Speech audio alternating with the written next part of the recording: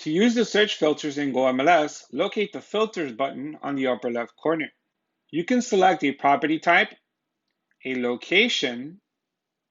By clicking on Location and clicking on Add Location, you can add a zip code or a city, list price, status, bedrooms and bathrooms, design description, view, waterfront, year built, short sale or REO, square foot living area, terms considered, pool, housing older persons acts or HOPA, type of property, garage description, type of association, association fee, pets allowed, closing date, pending date, and open houses. When finished, select the green button labeled View Results.